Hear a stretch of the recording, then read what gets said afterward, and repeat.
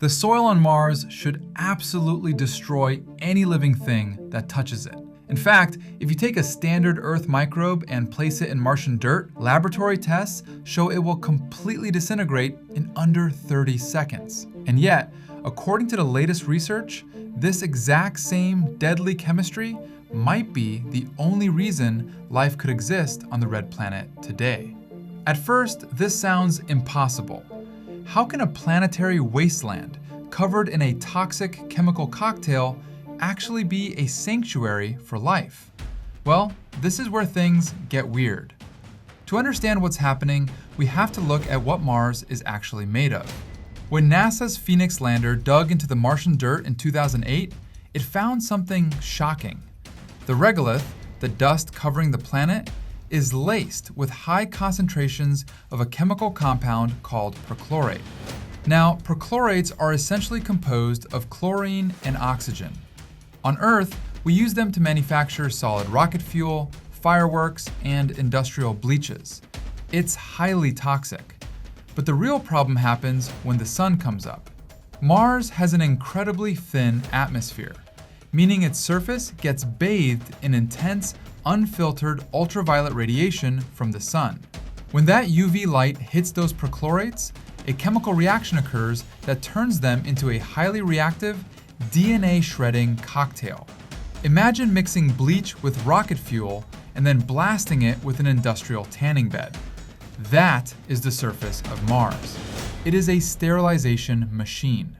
So if the surface is a literal death trap, how, on Mars, could this possibly support life? This is where physics breaks our intuition. We know that for life to exist as we know it, it needs liquid water. But there's a massive problem. Mars is freezing. The average surface temperature is around minus 60 degrees Celsius. Any normal water there shouldn't just freeze, it should be rock-solid ice. But remember those toxic perchlorates? Think about what happens in the winter when a sidewalk is covered in ice. You throw road salt on it, right? The salt chemically lowers the freezing point of the water, melting the ice even when the air around it is freezing. Perchlorates are like the ultimate superpowered road salt. They are highly hygroscopic, which is just a fancy way of saying they aggressively suck water vapor straight out of the atmosphere. When they dissolve in that water, they act as an extreme antifreeze. Because of this deadly chemical, water on Mars can stay completely liquid down to minus 70 degrees Celsius. Okay, so the poison is actually creating hidden pools of liquid brines. But this creates another problem. Liquid water doesn't matter if it's essentially a pool of toxic bleach, right? This is where things get even stranger. If you took you, or me, or even a normal Earth bacteria and dropped us into a perchlorate brine, we wouldn't survive. The chemical oxidants would tear our cellular walls apart. But what if you had billions of years to adapt? We don't even have to guess if this is possible, because we can look right here on Earth.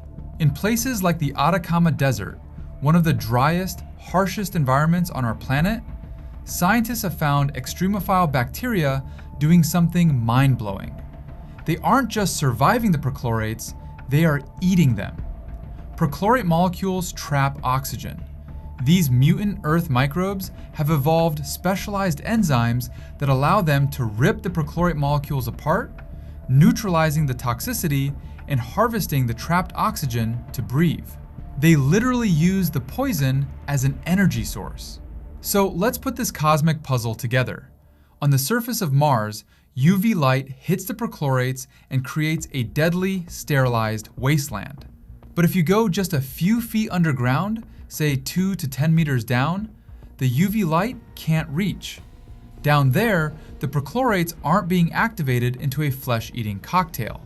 Instead, they are just sitting in the dark, acting as an extreme antifreeze, keeping hidden pockets of water perfectly liquid. If life ever evolved on Mars billions of years ago, when the planet had rivers and oceans, what would it have done as the planet dried up and froze?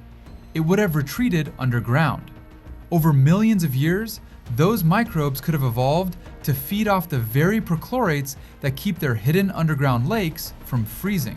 What we previously thought was a dead, toxic planet might actually be a massive, subsurface chemical battery, perfectly designed to keep ancient life alive in the dark. But the real mystery is, are they down there right now? Right at this very moment, as you watch this video, there could be microscopic alien ecosystems suspended in super chilled, salty liquid, quietly breathing the very chemicals that we consider poison. And this matters because it completely shifts our perspective. We always look out into the universe, trying to find an Earth 2.0. We assume life needs sunny skies, fresh surface water, and green fields. But the universe is endlessly resourceful. It doesn't need our perfect conditions. Every atom in your body was forged inside dead stars, and life finds a way to exist in the margins. What looks like a toxic wasteland to us might just be someone else's oasis.